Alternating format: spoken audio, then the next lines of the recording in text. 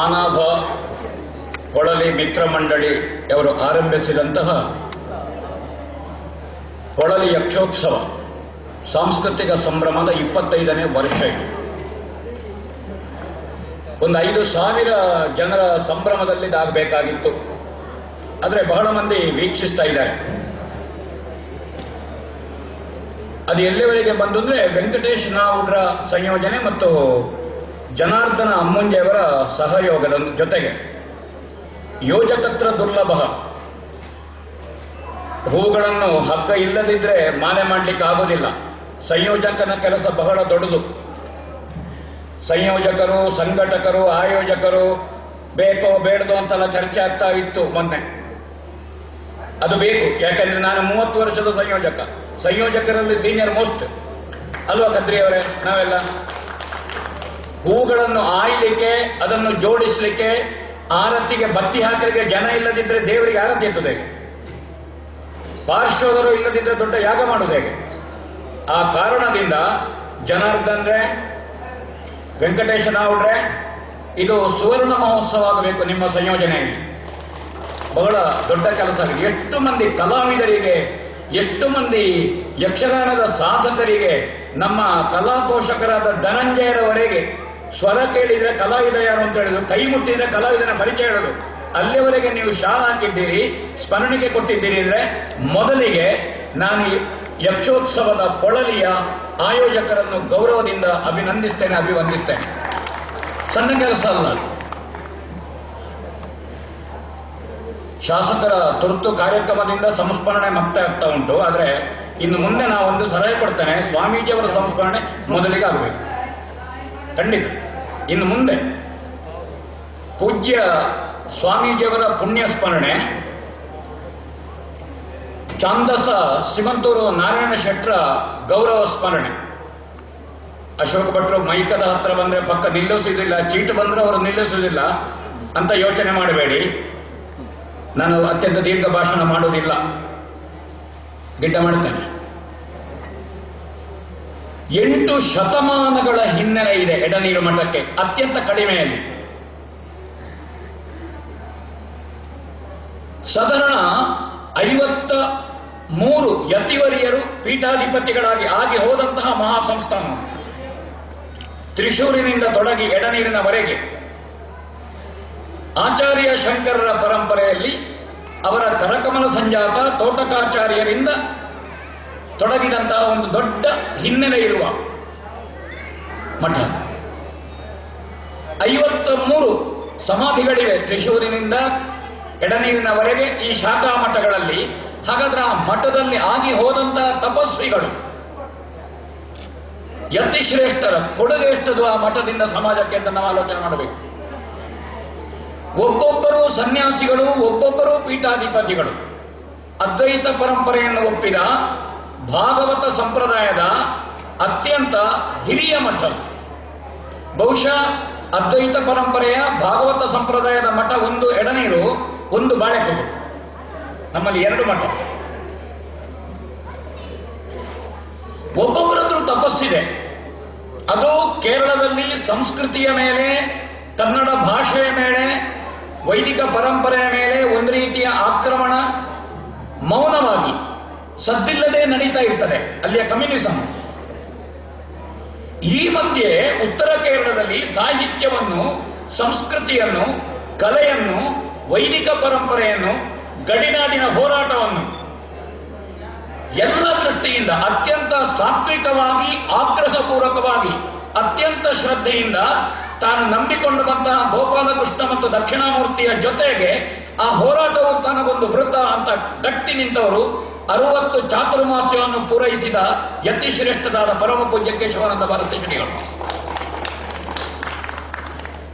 ಸ್ವಾಮೀಜಿಗಳ ಸೀನಿಯಾರಿಟಿಯನ್ನು ತಿಳಿಯುವುದು ಚಾತುರ್ಮಾಸ್ಯದಿಂದ. ಎಷ್ಟು ಚಾತುರ್ಮಾಸ್ಯ ಆಗಿ ವಯಸ್ಸಿನಿಂದ ಅಲ್ಲ. ಪೇಜಾವರ ಶ್ರೀಗಳನ್ನು ಬಿಟ್ಟರೆ ಅತ್ಯಂತ ಹೆಚ್ಚು ಚಾತುರ್ಮಾಸ್ಯ ಪೂರೈಸಿದ ಶ್ರೀಗಳು ಎಡನೀರು ನಮ್ಮ ಗುರುಗಳು. 60 ಚಾತುರ್ಮಾಸ್ಯಗಳು. ಆ ಚಾತುರ್ಮಾಸ್ಯಗಳು ಹಾಗೆ. ಅದು ಎಡನೀರಿನ ಮೂಲ ಮಠ ಇರಬಹುದು, ಅದು ಕೇರಳದವರ ಶಾಖಾ ಮಠಗಳಿರಬಹುದು, ಅದು ಬೆಂಗಳೂರು ಇರಬಹುದು, ಪೂನಾ ಇರಬಹುದು, ಮುಂಬೈ ಇರಬಹುದು, ಅಥವಾ ಅದು ಅಂಕೋಲವೋ, ಕುಂಟವೋ, ಪುತ್ತೂರು, ಹಾಗೆ ಅವರ ಚಾತುರ್ಮಾಸ್ಯದ ವೃತ್ತಗಳು, ಹಾಗೆ ಬೇರೆ ಬೇರೆ ಕ್ಷೇತ್ರಗಳನ್ನು ಆಯ್ದುಕೊಂಡು ಎಲ್ಲಿ ಮಾಡುತ್ತಾರೆ ಅಲ್ಲಿಯ ನಿಕಟ ಸಂಪರ್ಕ, ಅಲ್ಲಿ ಕಲೆ, ಧಾರ್ಮಿಕ ಆರಾಧನೆಯನ್ನು ಅಲ್ಲಿಯ ಜನರನ್ನು ಅದರಲ್ಲಿ ಕೊಡುವಂಥದ್ದು ಒಂದು ರೀತಿಯ ಒಂದು ಸಂಕ್ರಾಂತಿಯದು, ಒಂದು ಕ್ರಾಂತಿಯದು, ಭಕ್ತಿಯ ಕ್ರಾಂತಿಯದು, ಕಲೆಯ ಕ್ರಾಂತಿಯದು. ಇದನ್ನು ಅವ್ಯಾಹತವಾಗಿ ಮಾಡಿದ್ದಾರೆ ಅವರು, ಅನೂಚಾನವಾಗಿ ಮಾಡಿದ್ದಾರೆ ಅವರು 60 ವರ್ಷದಲ್ಲಿ. 19ನೇ ವರ್ಷದಲ್ಲಿ ಅವರಿಗೆ ಆಶ್ರಮ ಪ್ರವೇಶ ಅದು. ನಾ ಯಾಕೆ ಹೇಳ್ತೇನೆ ಅಂದ್ರೆ, ಸಾಧಾರಣ ನನ್ನ ನೆನಪು ಸತ್ಯ ಅಂತಂದ್ರೆ 85ನೇ ಇಸವಿಯಿಂದ ಸ್ವರ್ಗೀಯ ಶ್ರೇಣಿಯವರ ಮೂಲಕ ಎಡನೀರು ಮಠದ ನನಗೆ ಪರಿಚಯ ಆದದ್ದು. 35 ವರ್ಷದಲ್ಲಿ ನಾನು ಅವರ ಶಿಷ್ಯನಾಗಿ, ಅವರ ಆಪ್ತ ಬಳಗದ ಶಿಷ್ಯರಲ್ಲಿ ನಾನು ಒಬ್ಬ ಇದ್ದೇನೆ ಅಂತ ಅತ್ಯಂತ ಹೆಮ್ಮೆಯಿಂದ ಹೇಳಿಕೊಡ್ತೇನೆ. ಸ್ವಲ್ಪ ತಾಳಮತ್ತಳೆ ಅರ್ಥವನ್ನು ದೊಡ್ಡ ವೇದಿಕೆಯಲ್ಲಿ ಸರ್ಪಾಸ್ತ್ರ ಇದೆಲ್ಲ ಹೇಳಿ ಶ್ರೇಣಿಯವರಿಂದೆಲ್ಲ ಬಯಸಿಕೊಂಡು ಸಾಮಗ್ರ ಜೊತೆಗೆ ಈ ಜೋಶಿ, ಕುಂಬಳೆ ಎಲ್ಲ ಯಾರು ಹಿರಿಯರಿದ್ದಾರೆ ವೇಷ ಮಾಡಿದ್ದ ಅರ್ಥ ಹೇಳಿದ್ದಿದ್ರೆ ಎಡನೀರು ಸಂಸ್ಥಾನದಲ್ಲಿ ತೊಡಗಿಸಿಕೊಂಡವರು ನಾವಲ್ಲಿ ಕರೆದು ಇದನ್ನು ಹೇಳುವುದು. ನಮಗೆ ಪದ್ಯ ಟಿಕ್ ಮಾಡಿ ಹೇಳಿಕೊಟ್ಟು, ಅರ್ಥ ಹೇಳಿಕೊಟ್ಟು ಸ್ವಾಮೀಜಿಯವರು ಕಲಾವಿದರನ್ನು ತಯಾರು ಮಾಡುವಂತದ್ದು ಕಾರ್ಖಾನೆ. 19ನೇ ವರ್ಷದಲ್ಲಿ ಬಂದಿದ್ದಾರೆ. ಪೂರ್ವಾಶ್ರಮದಲ್ಲಿ ಒಳ್ಳೆ ನಾಟಕ ಪಟುತ್ವ ಇತ್ತು, ನಾಟಕ ಬರೆಯುವರು ಕತ್ರಿಯವರು, ನಿಮ್ಮ ಒಳ್ಳೆ ನಾಟಕ ಪಟುತ್ವ, ಯಕ್ಷಗಾನದ ಭಾಗವತ, ಒಳ್ಳೆ ಸ್ತ್ರೀವೇಷ ಮಾಡುತ್ತಿದ್ರೆ ಅಂತ ಅವರು ವಿನೋದಕ್ಕಾಗಿ ಕೆಲವೊಮ್ಮೆ ಹೇಳುತ್ತಿದ್ರು. ಹಾಗಾದ್ರೆ ಕಲೆ ಅವರಿಗೆ ರಕ್ತಾನುಗತವಾಗಿತ್ತು. ಅವರು ಪೀಠಕ್ಕೆ ಬಂದ ಮೇಲೆ ಅವರ ಪೂಜ್ಯ ಗುರುಗಳಾದಂಥ ಈಶ್ವರಾನಂದ ಭಾರತಿಗಳಿಂದ ಹಿಂದಿನ ಸ್ವಾಮೀಜಿಯವರ ತಪಸ್ಸೇನಿತ್ತು, ಅದರ ವಿಸ್ತೃತವಾದ ಒಂದು ಆಲದ ಮರದ ಗೆಲ್ಲು, ಅದರ ವ್ಯಾಪ್ತಿ ಎಷ್ಟು ವಿಶಾಲವಾಗಿ ಹೋಗ್ತದೋ, ಎಡನೀರು ಮಠದ ಶಾಖೆ, ಅದನ್ನು ದೊಡ್ಡ ಧರ್ಮವೃಕ್ಷ ಅಂತ ತೆಕ್ಕೊಂಡ್ರೆ ನಾವು, ಆ ಧರ್ಮವೃಕ್ಷದ ಶಾಖೆ ಅತ್ಯಂತ ವಿಸ್ತಾರವಾಗಿ ಹೋಗಿದೆ. ಅದು ಕಲೆಯ ಮೂಲಕವಾಗಿ ಒಂದು ಶಾಖೆ ಇರಬಹುದು, ಸಾಹಿತ್ಯದ ಮೂಲಕವಾಗಿರಬಹುದು, ವೈದಿಕ ಪರಂಪರೆಯ ಮೂಲಕವಾಗಿರಬಹುದು, ಭಕ್ತಿ ಭಜನೆಯ ಮಾರ್ಗದಲ್ಲಿರಬಹುದು, ಹೀಗೆ ಬೇರೆ ಬೇರೆ ರೀತಿಯಿಂದ ಅವರು ವಿಸ್ತರಿಸಿಕೊಂಡಿದ್ದಾರೆ. ಒಂದು ರೀತಿಯ ಸನ್ಯಾಸಿಯ ವಿರಾಟ ದರ್ಶನದ ಎಡನೀರು ಶ್ರೀಗಳ ಅವರ ಅಭಿರುಚಿ, ಅವರ ಆಸಕ್ತಿಗಳು. ಶಿಕ್ಷಣ, ಅಲ್ಲಿ ಇಂಗ್ಲಿಷ್ ಮೀಡಿಯಂ ಶಾಲೆ ಇದೆ, ಕನ್ನಡ ಮೀಡಿಯಂ ಶಾಲೆ, ಇಂಗ್ಲಿಷ್ ಮೀಡಿಯಂನ ಆಕ್ರಮಣವನ್ನು ಗಟ್ಟಿ ನಿಂತಿದ್ದಾರೆ +2 ಮತ್ತು ಒಳ್ಳೆಯ ರಿಸಲ್ಟ್. ಸ್ವಾಮೀಜಿಯವರೇ ನೀತಿ ಪಾಠಕ್ಕೆ ಹೋಗುವಂತಹದ್ದು, ಮಕ್ಕಳನ್ನು ತೊಡಗಿಸಿಕೊಳ್ಳುವಂತಹದ್ದು, ಅವರ ಹುಟ್ಟುಹಬ್ಬ ಇರಬಹುದು, ಹಬ್ಬ ಹರಿದಿನ ಇರಬಹುದು, ಆ ಮಕ್ಕಳಿಗೆ ಲಡ್ಡು ಕೊಡುವಂತಹದ್ದು, ನಿತ್ಯ ಊಟ, ಈ ಬಿಸಿ ಊಟ ಎಲ್ಲ ಇತ್ತೀಚೆಗೆ ಆರಂಭ ಆದದ್ದು. ಎಡನೀರು ಮಠದಲ್ಲಿ ಅವಾಗಲೇ ಊಟ ಉಂಟು ನಿತ್ಯ. ಇದು ಶಿಕ್ಷಣ ಕ್ಷೇತ್ರಕ್ಕೆ ಅವರ ದೊಡ್ಡ ಕೊಡುಗೆ ಸ್ವಾಮೀಜಿಗಳು. ಭಜನೆ, ಒಳ್ಳೆಯ ಭಜನಾ ಪಟು ಅವರು, ಒಳ್ಳೆಯ ಅವರು ಉತ್ತರಾದಿ ಮತ್ತು ದಕ್ಷಿಣಾದಿಯ ಸಂಗೀತ ಪಟು ಅವರು ಪೂಜ್ಯ ಶ್ರೀಗಳು. ಅವರೇ ಒಳ್ಳೆ ಕಚೇರಿ ಕೊಡ್ತಾರೆ. ಎರಡೂವರೆ ಗಂಟೆ ಕಚೇರಿ ಅವರದ್ದು, ಬಹಳ ಒಳ್ಳೆಯ ಕಚೇರಿ.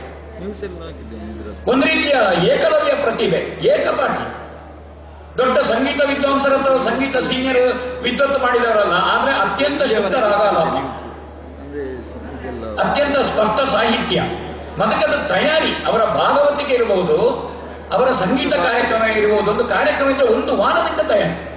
ಅದಕ್ಕೆ ಅವರ ಯಕ್ಷಗಾನದ ಪ್ರದರ್ಶನದ ಭಾಗವತಿಗೆ ಇರಬಹುದು, ಅಥವಾ ಅವರ ತಾಳಮದ್ದಲೆಯ ಭಾಗವತಿಗೆ ಸ್ಕ್ರಿಪ್ಟ್, ಯಾವ ಪದ್ಯ ಹೇಳುವುದು ಅದನ್ನು ಕಲಾವಿದರಿಗೆ ಸ್ಕ್ರಿಪ್ಟ್ ಕೊಡುವಂತಹದ್ದು, ಟಿಕ್ ಮಾಡುವಂತಹದ್ದು, ಅದಕ್ಕೆ ಅರ್ಥ ಹೀಗೆ ಹೇಳಬೇಕು ಅಂತ ಹೇಳುವಂತಹದ್ದು. ಅರ್ಥ ತಪ್ಪಿದ್ರೆ ಮಂತ್ರಾಕ್ಷತೆ ಹೋಗೋ ಹೇಳುದು, ಅಲ್ಲಿ ನೀನು ತಪ್ಪಿದ್ದಿ ಅಂತ. ಒಣವಾದ, ವಿತಂಡವಾದ ಇದೆಲ್ಲ ಅವರು ಬಯಸೋದಿಲ್ಲ. ಅವರಿಗೆ ಧಾರ್ಮಿಕ ಸಂದೇಶ ಹೋಗಬೇಕು, ಜೀವನ ಮೌಲ್ಯದ ಸಂದೇಶ ಹೋಗಬೇಕು, ಆರೋಗ್ಯಪೂರ್ಣವಾದ ಸಂಭಾಷಣೆ ಆಗಬೇಕು. ಯಾಕಂದ್ರೆ ಅವರು ಒಳ್ಳೆಯ ತಾಳಮದ್ದಲೆ ಅರ್ಥಧಾರಿ. ಎಲ್ಲ ಮಠಾಧಿಪತಿಗಳನ್ನು ಒಟ್ಟು ಸೇರಿಸಿ ತಾಳಮದ್ದಲೆ ಮಾಡಿಸಿದವರು. ವಿದ್ಯಾಭೂಷಣರಿರ್ಬೋದು, ಅವರ ಮೊದಲು ಅವರು ಸ್ವಾಮೀಜಿಗಳಾಗಿದ್ದಾಗ ಪ್ರಜಾವಶ್ರೀಗಳಿರ್ಬೋದು, ಸ್ವತಃ ಸ್ವಾಮೀಜಿಯವರಿರ್ಬೋದು. ಅಪರೂಪದಲ್ಲಿ ಒಂದೆರಡು ಅವರ ತೀರಾ ಖಾಸಗಿ ತಾಳಮದ್ದಲೆಯಲ್ಲಿ ಸ್ವಾಮೀಜಿಯವರ ಜೊತೆಗೆ ಅರ್ಥ ಇಡುವ ಭಾಗ್ಯ ನನಗೆ ಸಿಕ್ಕಿದೆ. ಸ್ವಲ್ಪ ನಾವು ತಪ್ಪಿದ್ರೆ ಅಲ್ಲೇ ರಂಗದಲ್ಲಿ ಕಣ್ಣು ದುಡಿದು ಮಾಡಿದವರು, ನೀನು ತಪ್ಪು ಉಡಾಬೆ ಮಾತಾಡ್ತಾ ಇದ್ದಿ ಅಂತ. ಅಂತಹ ಒಂದು ಕಲೆಯನ್ನು ವಾಣಿಜ್ಯವಾಗಿ ಅಲ್ಲ, ಕಲೆಯನ್ನವರು ಹವ್ಯಾಸವಾಗಿ ಅಲ್ಲ, ಕಲೆಯನ್ನು ಆರಾಧನೆಯಿಂದ ಕಂಡಿದ್ದಾರೆ. ದೇವರ ಮುಂದೆ ಪ್ರಾರ್ಥನೆ, ನಿಲ್ಲುವಾಗಲೂ ಪುನಃ ದೇವರ ಮುಂದೆಯೇ ವೇಷ ಹೋಗಿ ಪ್ರಾರ್ಥನೆ ಆಗಬೇಕಾದ ಆರಾಧನೆ. ಆ ಯಕ್ಷಗಾನ ಕಾರ್ಯಕ್ರಮ ಉಂಟು, ಆ ದಿವಸ ಪ್ರತ್ಯೇಕವಾಗಿ ಒಂದು ಗಣಪತಿ ಹೋಮನಿಕೆ ಬೇರೆ. ಈ ರೀತಿ ಕಲೆಯನ್ನು ಒಂದು ಮೇಳ 15 ವರ್ಷ ಅವರ ನೋವಿನಲ್ಲಿ ಕಲಾವಿದರ ಸಂಘಟನೆ ಮೇಳ ನಡೆಸುವುದಕ್ಕೆ ಕಷ್ಟ. ಈ ನೋವಿನಲ್ಲಿ ಸಂತೋಷವನ್ನು ಕಂಡವರು, ಅದರ ಮೇಲಿರುವ ಪ್ರೀತಿ, ಅದರ ಮೇಲಿರುವ ಶ್ರದ್ಧೆ, ಅದರ ಮೇಲಿರುವ ಆಸಕ್ತಿ. ಒಂದು 20 ಕುಟುಂಬಗಳಿಗೆ ಅದಕ್ಕೊಂದು ಮೇಳ ಅಂದ್ರೆ ಒಂದು 20-25 ಕುಟುಂಬಕ್ಕೆ ಅದು ಒಂದು ಆಧಾರ. ಈ ದೃಷ್ಟಿಯಿಂದ ಅವರು ಆರಾಧನಾ ರೂಪದಿಂದ ಮಾಡಿದ್ದಾರೆ. 60 ವರ್ಷದಿಂದ ಅವರ ಗುರುಗಳಾದ ಈಶ್ವರಾನಂದ ಭಾರತಿಗಳ ಕಾಲದಲ್ಲಿಯೂ ಶ್ರೇಣಿ ನಡುಸಾಮಗ್ರದ ಒಂದು ತಾಣಮದ್ದಲೆ ಆಟಗಳಲ್ಲಿ ಆಗ್ತಿದ್ದ ಕಾಲ ಅದು ಅವ್ಯಾಹತವಾಗಿ ಅನೂಚಾನವಾಗಿ ಮುಂದುವರೆದುಕೊಂಡು ಬಂದಿದೆ ಎಡನೀರು ಶ್ರೀಗಳಲ್ಲಿ. ಸಾಹಿತ್ಯ, ಅನೇಕ ಸಾಹಿತ್ಯ ಸಮ್ಮೇಳನಗಳು, ಯಕ್ಷಗಾನದ ಕಾರ್ಯಾಗಾರಗಳು, ಯಕ್ಷಗಾನದ ಸಾಹಿತ್ಯದ ಕುರಿತಾದಂತಹ ಕಾರ್ಯಕ್ರಮಗಳು, ಅಕಾಡೆಮಿಯ ಕಾರ್ಯಕ್ರಮಗಳು ಇರಬಹುದು. ಆ ಗಡಿನಾಡು ಪ್ರದೇಶದಲ್ಲಿ ಸಾಹಿತಿಗಳಿಗೆ ಮತ್ತು ಸಾಹಿತ್ಯಕ್ಕೆ ಗಟ್ಟಿ ಆಧಾರವನ್ನು ಕೊಟ್ಟವರು, ಗಟ್ಟಿ ನೆರವನ್ನು ಕೊಟ್ಟವರು ಪೂಜ್ಯ ಶ್ರೀಗಳು. ದೊಡ್ಡ ಹೋರಾಟ ಕೈಯಾರ್ ಕಿಂಜನರೈಗಳಂತವರ ನೇತೃತ್ವದಲ್ಲಿ ಡಾಕ್ಟರ್ ರಮಾನಂದ ಬನ್ನಾರಿಯವರು ಇರಬಹುದು. ಕನ್ನಡದ ಹೋರಾಟಗಾರರು ದೊಡ್ಡ ಕೆಲಸ ಮಾಡಿದ್ದಾರೆ ಅಲ್ಲಿ ಗಡಿನಾಡಿನಲ್ಲಿ. ಈ ಸಂದರ್ಭದಲ್ಲಿ ಅವರಿಗೆಲ್ಲ ಮಾರ್ಗದರ್ಶನ ಕೊಟ್ಟವರು ಎಡನೀರು ಶ್ರೀಗಳು. ಅವರ ಆಶ್ರಯದ ಬೆಳ್ಕೊಡೆ ಅಡಿಯಲ್ಲಿ ಸಾಹಿತ್ಯದ ಕುರಿತಾದ ಹೋರಾಟಗಳು ನಿಂತಿದೆ. ಪಕ್ಷಾತೀತವಾಗಿ ಯಾವುದೇ ಆಡಳಿತಕ್ಕೆ ಬರಲಿ ಅವರು ಏನು ಹೊಂದಾಣಿಕೆ ಇಲ್ಲ. ಅವರ ನಿಲುಮೆ, ಅವರ ಬದ್ಧತೆ ಮತ್ತು ಅವರು ಹೇಳಬೇಕಾದ್ದನ್ನು ಸ್ಪಷ್ಟ ಹೇಳಿದ್ದಾರೆ ಅನೇಕ ವೇದಿಕೆಗಳು, ಅನೇಕ ಸಂದರ್ಭಗಳಲ್ಲಿ ಎಡನೀರು ಶ್ರೀಗಳು. ಅನೇಕ ದೇವಸ್ಥಾನಗಳು ಕೇರಳದಾದ್ಯಂತ ಮತ್ತು ಪುತ್ತೂರು, ಕಾಸರಗೋಡು, ಮೀಯಾರು, ಮುಂಡೇರಿಯ, ಸುಳ್ಳಿ ಈ ಪರಿಸರ ಏನುಂಟು, ಯಾವುದೇ ದೇವಸ್ಥಾನದ ಜೀರ್ಣೋದ್ಧಾರ, ಬ್ರಹ್ಮಕಲಶ ಪೂಜ್ಯ ಎಡನೀರು ಶ್ರೀಗಳ ಮಾರ್ಗದರ್ಶನದಲ್ಲಿ ನಡೆದಿದೆ. ಅನೇಕ ದೇವಸ್ಥಾನಗಳ ಜೀರ್ಣೋದ್ಧಾರ. ಅವರು ಗೌರವಾಧ್ಯಕ್ಷರು, ಅವರು ಮಾರ್ಗದರ್ಶಕರು ಅಂತಾದ್ರೆ ಆ ದೇವಸ್ಥಾನದ ಜೀರ್ಣೋದ್ಧಾರ ತಾಂತ್ರಿಕವಾಗಿ ಮತ್ತು ಶಾಸ್ತ್ರೀಯವಾಗಿ ಹೇಗೆ ಶಿಲ್ಪಬದ್ಧವಾಗಿ ಆಗಬೇಕೋ, ಶಾಸ್ತ್ರಬದ್ಧವಾಗಿ ಆಗಬೇಕೋ, ಅದರಲ್ಲಿ ಎಲ್ಲಿ ನಿಂತು ಹೊಂದಾಣಿಕೆ ಇಲ್ಲ ಅದನ್ನು ನಿಂತು ಅಲ್ಲಿಗೆ ಬೇಕಾದಂತಹ ದೈವಜ್ಞರು, ಜ್ಯೋತಿಷ್ಯರುಗಳು, ಅಲ್ಲಿರುವಂತಹ ತಂತ್ರಿಗಳು ಯಾರು, ಅಲ್ಲಿರುವಂತಹ ಶಿಲ್ಪಿಗಳು ಯಾರು, ಅಲ್ಲಿರುವಂತಹ ವಾಸ್ತುತಜ್ಞರು ಯಾರು, ಅವರನ್ನು ಕರೆದು ಕೂತುಗೊಳಿಸಿ ಮೀಟಿಂಗ್ ಮಾಡಿ ಅದು ಅಷ್ಟು ಚಂದ. ಅಕೌಂಟಬಿಲಿಟಿಯವರೆಗೆ ಅಷ್ಟು ಶಿಸ್ತು, ಅವರ ಪ್ರತಿಯೊಂದರಲ್ಲಿ ಶಿಸ್ತುಬದ್ಧತೆ ಎಡನೀರು ಶ್ರೀಗಳಲ್ಲಿ ಇತ್ತು. ಇದಕ್ಕೆ ಯಾವುದೂ ಪ್ರಚಾರ ಇಲ್ಲ. ಒಂದು ಸಮಿತಿ ಆದ ಒಳ್ಳೆ ಪೇಪರ್ನಲ್ಲಿ ಬರುವುದು ಅದೆಲ್ಲ ಇಲ್ಲ. ಕೆಲಸ ಮಾಡ್ತಾ ಹೋಗುವಂಥದ್ದು ಮೌನವಾಗಿ ಈ ಕೆಲಸ ಅವರಿಂದ. ಆತಿಥ್ಯಕ್ಕೆ ಎಡನೀರು ಮಠ ಏನು ಆತಿಥ್ಯ ಅದು? ಛೇ, ನಮಗೊಂದು ನಮ್ಮ ನೆಂಟರ ಮನೆಗೆ ಅಥವಾ ಒಂದು ಹೊಸ ಮದುವೆ ಮಕ್ಕಳು ಹೋದಾಗ ಏನು ಆತಿಥ್ಯ ಇರ್ತದೆ? ಕಳೆದ 35 ವರ್ಷದಲ್ಲಿ ನಾನು ಅನುಭವಿಸಿದ ಆತಿಥ್ಯ ಮೊದಲ ದಿವಸ ಅಲ್ಲ, ಅಥವಾ 1 ವರ್ಷ 2 ವರ್ಷ ಅಲ್ಲ, ಕಳೆದ 35 ವರ್ಷಗಳಲ್ಲಿ ಹೋದ 1-2 ವರ್ಷ ನಿಲ್ಲದಿದ್ದವರಿಗೆ ಬೇಸರ, ಅವರಿಗೆ ಕೋಪ ಹೊರಗು. ಸಂಜೆ ಹೊರಡ್ತಾ ಹೇಳುವಾಗ ಮಂತ್ರಾಕ್ಷತೆ ಕೊಡೋದಿಲ್ಲ. ಅದು ಆ ಕೋಪ, ಅದು ಪ್ರೀತಿಯಲ್ಲಿ ಬರುವ ಕೋಪ. ಇವತ್ತಿರು ನಾಳೆ ಹೋಗು. ಅವರ ಪೂಜೆ ಮಾಡುವ ಹೊತ್ತಿಗೆ ನಾವು ಮಿಂದು ಪೂಜೆ ನೋಡಬೇಕು, ಭಜನೆಯಲ್ಲಿ ಪಾಲ್ಗೊಳ್ಳಬೇಕು, ಪ್ರಸಾದ ಭೋಜನ ಮಾಡಬೇಕು, ಬೆಳಗ್ಗಿನ ಉಪಹಾರ, ಅದರ ಮೊದಲು ಟೀ ಕುಡಿಯಿದ್ರೆ ಟೀ, ಅದೊಂದಕ್ಕೆ ಕ್ಯಾಟ್ಲಲ್ಲಿ ಬಿಸಿ ಟೀ ತಯಾರಾಗಿ ಇರುವಂತಹದ್ದು. ಬೆಳಗೊಂದು 2 ಬಗೆ ತಿಂಡಿ ಇಲ್ಲದೆ ಉಪಹಾರವೇ ಇಲ್ಲ.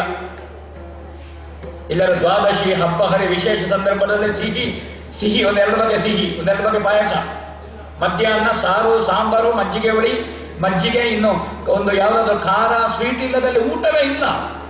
ಸಂಜೆ ಹೊತ್ತಿಗೆ ತಿಂಡಿ, ರಾತ್ರಿ ಹೊತ್ತಿಗೆ. ಇದು 365 ದಿವಸ ನಿರಂತರ. ಅಲ್ಲಿ ನೋಡಿ ರವಿ, ಅಲ್ಲಿ ಯಾರ್ಯಾರು ಎಡನೀರು ಮಠದ ಸಂಪರ್ಕ ಉಂಟು ಅವರಿಗೆಲ್ಲರಿಗೂ ಆತಿಥ್ಯ ಗೊತ್ತುಂಟು. ಅವರೇ ಬರುವಂತಹದ್ದು. ದೀಪಾವಳಿ ಎಣ್ಣೆ ಹಬ್ಬ ದಿವಸ ಅಲ್ಲಿಗೆ ಹೋಗುವಂಥದ್ದು ವಿಶೇಷ. ಅವರೇ ಕಾಸಿದೆಣ್ಣೆಯೋ, ಎಳ್ಳೆಣ್ಣೆಯೋ, ಅಲ್ಲ ತೆಂಗಿನೆಣ್ಣೆಯೋ, ಅವರೇ ತಲೆಗೆ ಎಣ್ಣೆಯನ್ನು ಹೊಯ್ಯುವಂಥದ್ದು ಮಂತ್ರಾಕ್ಷತೆ. ಅವನಿಗೆ ಸ್ನಾನಕ್ಕೆ ಇದು ಸ್ಯಾಂಡಲ್ ಅಥವಾ ಪಿಯರ್ಸ್ ಸೋಪು. ನಾನು ಬಟ್ಟೆ ತರಲಿಲ್ಲ ಅಂತ ಅವನಿಗೆ ವೇಷ್ಟಿ, ಅವನಿಗೆ ಬಹಿರ್ವಾಸ ಬೇಕಾದ್ರೆ ಬಹಿರ್ವಾಸ.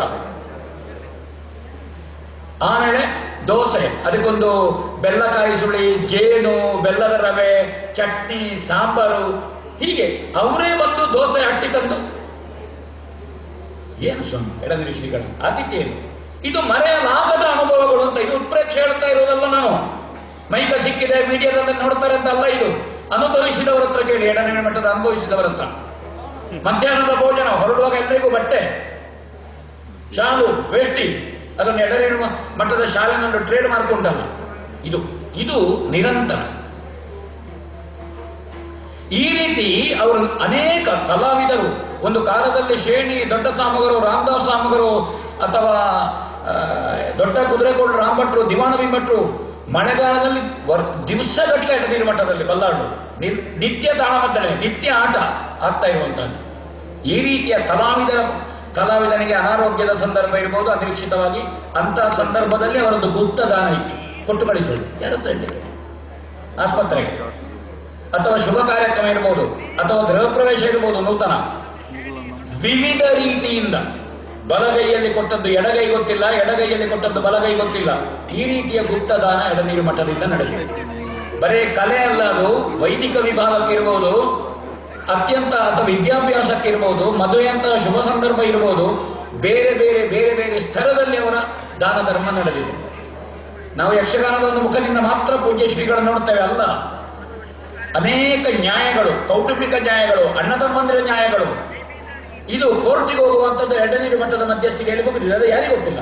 ಬರೀ ಯಕ್ಷಗಾನದ ಭಾಗವತಿಕೆಯಿಂದ ನಾವು ಅವರನ್ನು ನೋಡಿದ್ದೇವೆ ಅಲ್ಲ, ಅದವರ 100ರಲ್ಲಿ ಒಂದಷ್ಟೇ, ಉಳಿದ 99 ಬೇರೆ ಉಂಟು ಅವರ ಚಟುವಟಿಕೆಗಳು, ಅವರಲ್ಲಿ ಮುಗಿಯಿತದು. ಅದನ್ನು ಕರೆದು ಕೂತುಗೊಳಿಸಿ ಜೋರು ಮಾಡಬೇಕಿದ್ರೆ ಸ್ವಲ್ಪ ಜೋರು ಮಾಡಿ, ಅಥವಾ ಯಾವ ರೀತಿಯಿಂದ ಹೇಳಿದ್ರೆ ಈ ರೀತಿಯ ಕೌಟುಂಬಿಕವಾದಂತಹ ಸಲಹೆಗಳು, ಮಾರ್ಗದರ್ಶನಗಳು ಎಡನೀರು ಶ್ರೀಗಳಿಗೆ. ಅನಾರೋಗ್ಯ ಇರಲಿ, ಒಂದು ಸೊಂಟ ನೋವ ಕಾಲ್ನೋ, ಅವರಿಗೆ ಗೊತ್ತಾದ ತಕ್ಷಣ ಫೋನ್ ಮಾಡಿ, ಮದ್ದು ಮಾಡಿದ್ಯಾ ಅಲ್ಲಿ ಇಂಥ ಕಡೆಗೆ ಹೋಗು ನೀನು, ಆ ವೈದ್ಯರಿಗೆ ಫೋನ್ ಮಾಡಿ.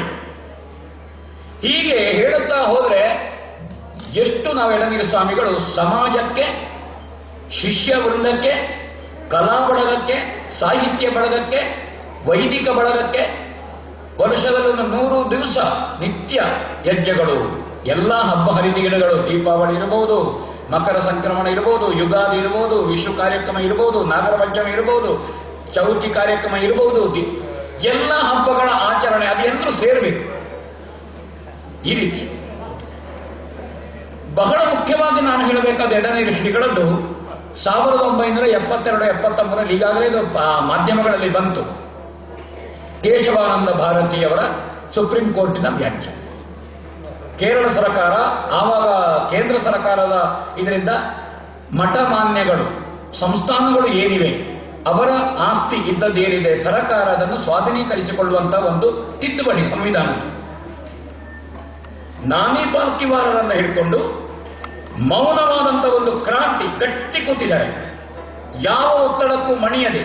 ಇದರಿಂದ 13 ಜನ ಇದ್ದ ನ್ಯಾಯಾಧೀಶರ ಬೆಂಚ್, ಮೊನ್ನೆ ಕೇಸ್ ಹೆಗಡೆಯವರು ಇದ್ರದಲ್ಲಿ ಮೊನ್ನೆ ಪತ್ರಿಕೆಯಲ್ಲಿ ಬಂತು, ಸಂವಿಧಾನಕ್ಕೆ ಶಾಶ್ವತವಾದಂತಹ ಬದ್ಧತೆ ಮತ್ತು ಮುಂದೆ ಎಂದೂ ತಿದ್ದುಪಡಿ ಆಗದಂತಹದ್ದು ಕೇಶವಾನಂದ ಭಾರತಿ ಆಕ್ಟ್.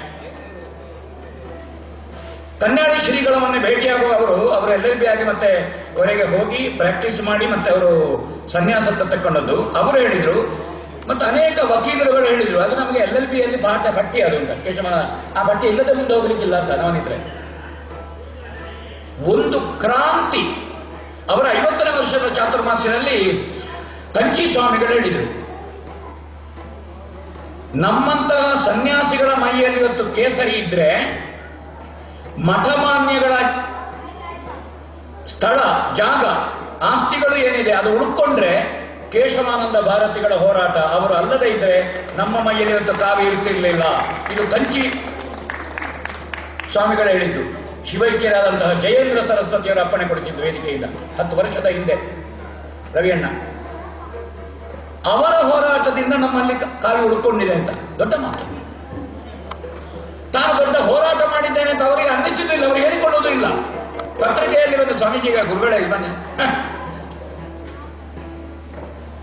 ಈ ಕೆಲಸ ಮಾಡಿದ್ದಾರೆ. ಅನೇಕ ದೇವಸ್ಥಾನ ಕಮಿಟಿಗಳಲ್ಲಿ ಗೊಂದಲ ಬಂದಾಗ, ಜೀರ್ಣೋದ್ಧಾರ ಅಥವಾ ಬ್ರಹ್ಮಕಲಶ ಗೊಂದಲಗಳು ಬಂದಾಗ ಎಡನೀರು ಶ್ರೀಗಳು ಗೌರವಾಧ್ಯಕ್ಷರ ಗೊಂದಲಗಳಿಲ್ಲ. ಈ ರೀತಿ ಎಲ್ಲ ದೃಷ್ಟಿಯಿಂದ ಸಮಾಜವನ್ನು, ಅದಕ್ಕಿಂತಲೂ ಅವರದ್ದು ಇನ್ನೊಂದು ಬಹಳ ಮುಖ್ಯವಾಗಿ ಗುರುತಿಸಬೇಕಾದ ಅವರ ಪೂಜೆ. ಎಷ್ಟು ಹೊತ್ತಿಗೆ ಮಾಡಲಿ, ಅಥವಾ ಬೆಳಗ್ಗೆ 5 ಗಂಟೆವರೆಗೂ ಭಾಗವತಿಗೆ ಮಾಡಿದ್ದಾರೆ ಅಂತ ಇಟ್ಟುಕೊಳ್ಳೋಣ, ಮಂಗಲ ಆದ ತಕ್ಷಣ ಸ್ನಾನಕ್ಕೆ ಹೋಗಿ ಕಡಿಮೆ ಅಂದ್ರೆ ಕಡಿಮೆ 4ರಿಂದ 5 ಗಂಟೆ ನಿತ್ಯ ಪೂಜೆ ಉಂಟೆ. ಅದರಲ್ಲಿ ಯಾವುದೇ ರಾಜಿ ಇಲ್ಲ, ಅವಸರ ಇಲ್ಲ, ಗಡಿಬಿಡಿ ಇಲ್ಲ. ಇದು 60 ವರ್ಷದಿಂದ ಅನುಚಾರವಾಗಿ ಮಾಡಿಕೊಂಡದ್ದು ಬರುತ್ತ ಗ್ರೇಟ್ ಸ್ವಾಮೀಜಿ. ಮೊನ್ನೆ ಅವರು ಶಿವೈಕ್ಯರಾಗುವ ಹಿಂದಿನ ದಿವಸದವರೆಗೂ ಅವರ ಸ್ವಲ್ಪ ಆರೋಗ್ಯ ಹದಗೆಟ್ಟ ಕಾಲದಲ್ಲಿ 5 ಗಂಟೆ ಪೂಜೆ, ಬೆಳಗ್ಗೆ 5 ಗಂಟೆಗೆ ಎದ್ದು ಯಾವುದೋ ಒಂದು ಕಾಲು ಜಾರಿ ಒಂದು ಅವಘಡದಿಂದ ಅವರಿಗೆ ಸ್ವಲ್ಪ ಸಣ್ಣ ಫ್ರಾಕ್ಚರ್ ಆಯಿತು. ಪ್ಲಾಸ್ಟರ್ ಹಾಕಲಿಕ್ಕೆ ಒಪ್ಪಲಿಲ್ಲ ಅವರು ಡಾಕ್ಟರ್ ಹತ್ರ. ಇಲ್ಲ, ನನಗೆ ಗೊತ್ತಾಗ್ತದೆ, ನನ್ನ ದೇವರಿಗೆ ನಾನೇ ಪೂಜೆ ಮಾಡೋದು. ಡಾಕ್ಟರ್ ಒಪ್ಪಿಸಿ ಪ್ಲಾಸ್ಟರ್ ಹಾಕದೆ ಏನೋ ಒಂದು ಹಾಕಿಕೊಂಡದನ್ನು ತೆಗೆದು ನಿತ್ಯ ಸ್ನಾನ ಮಾಡಿ ಪೂಜೆ ಮಾಡೋದಕ್ಕೆ ಡಾಕ್ಟರ್ ಒಪ್ಪಿಸಿದ್ರಲ್ಲ. ಇಂತಹ ಶ್ರದ್ಧಾ. ಆ ಕಾರಣದಿಂದ ಅವರ ಪುಣ್ಯ ಸ್ಮರಣೆ, ಅವರನ್ನು ನೆನಪಿಸಿಕೊಳ್ಳುವಂತಹದ್ದು ಸಮಾಜದ ಕರ್ತವ್ಯ. ಪ್ರಧಾನಿಗಳು, ಉಪರಾಷ್ಟ್ರಪತಿಗಳು, ಕೇಂದ್ರದ ಗೃಹ ಮಂತ್ರಿಗಳು, ಕೇರಳದ ಮುಖ್ಯಮಂತ್ರಿಗಳು, ಇನ್ನುಳಿದ ಅನೇಕ ಗಣ್ಯಾತಿ ಗಣ್ಯರು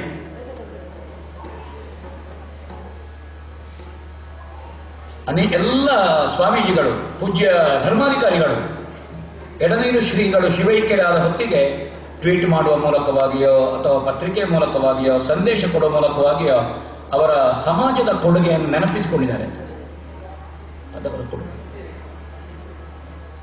ಒಂದು ಸುಪ್ರೀಂ ಕೋರ್ಟಿನ ಸರಕಾರದ ಕಣ್ಣು ತೆರೆಸಿದ ಅವರ ಧಾರ್ಮಿಕವಾಗಿ, ಸಾಹಿತ್ಯಿಕವಾಗಿ, ಸಾಂಸ್ಕೃತಿಕವಾಗಿ, ಸಂಗೀತ, ಬರೇ ಯಕ್ಷಗಾನ ಅಲ್ಲ, ಅವರ ಸಂಗೀತ, ಭರತನಾಟ್ಯ, ಹಾಗೆ ಎಲ್ಲ ಕಲಾ ಪ್ರಕಾರಗಳಿಗೆ ಅವಕಾಶ ಕೊಟ್ಟಿದೆ.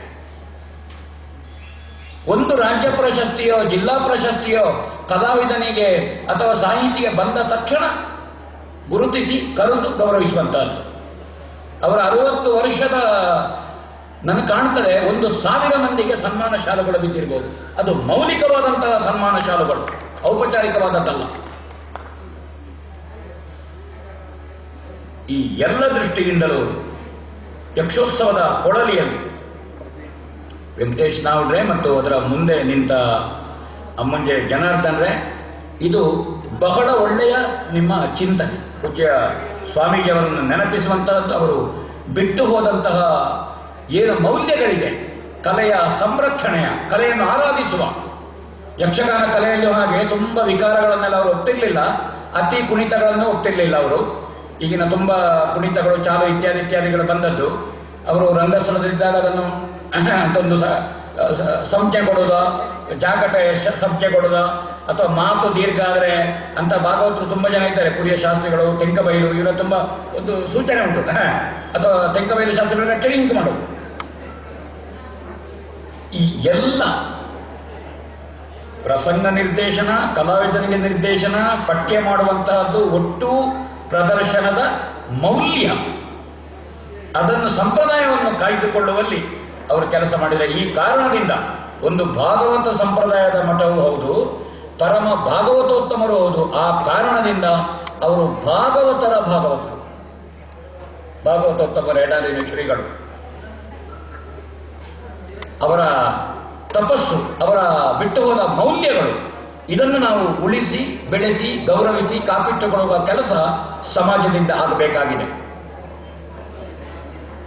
ನಿಯೋಜಿತ ಪೀಠಾಧಿಪತಿಗಳು, ಅವರ ಪರಮ ಆಪ್ತರು, ಅವರ ಖಾಸಗಿ ಆಪ್ತ ಕಾರ್ಯದರ್ಶಿಗಳಾದ ಜಯರಾಮನ್ ಜತೆಯರು 26ಕ್ಕೆ ಕಂಚಿಯಲ್ಲಿ ಸನ್ಯಾಸವನ್ನು ಸ್ವೀಕರಿಸಲಿಕ್ಕಿದ್ದಾರೆ. 28ಕ್ಕೆ ಎಡನೀರು ಮಠದಲ್ಲಿ ಅವರು ಪೀಠಾರೋಹಣ ಮಾಡಲಿಕ್ಕಿದ್ದಾರೆ. ಇದು ಅವರ ಎಲ್ಲಿ ಅವರು ನಿಲ್ಲಿಸಿದ್ದಾರೆ ಅದರ ಮುಂದುವರಿಕೆ ಅಂತ ನಾವು ತಿಳ್ಕೊಂಡಿದ್ದೇನೆ. ನಾವೆಲ್ಲರೂ ಅವರಿಗೆ ಶುಭವನ್ನು ಹಾರೈಸೋಣ. ಮತ್ತು ಈ ಸಂದರ್ಭದಲ್ಲಿ ಶಿವೈಕ್ಯರಾದ ಅಥವಾ ಹರಿಪಾದ ಸೇರಿದ ಅಥವಾ ಬ್ರಹ್ಮೈಕ್ಯರಾದ ಪರಮ ಪೂಜ್ಯ ಶ್ರೀ ಶ್ರೀ ಕೇಶವಾನಂದ ಭಾರತಿ ಶ್ರೀಪಾದರ ದಿವ್ಯ ಚರಣಗಳಿಗೆ, ಪುಣ್ಯ ಚರಣಗಳಿಗೆ ತಮ್ಮ ಎಲ್ಲರ ಪುಣ್ಯ ಪುಣ್ಯ ಪುಷ್ಪವನ್ನು ಸಮರ್ಪಿಸ್ತಾ ಇದ್ದೇನೆ. ಅವಕಾಶ ನನಗೆ ಸಿಕ್ಕಿದ್ದಕ್ಕೆ ತುಂಬ ಸಂತೋಷ ಪಡ್ತಾ ಇದ್ದೇನೆ.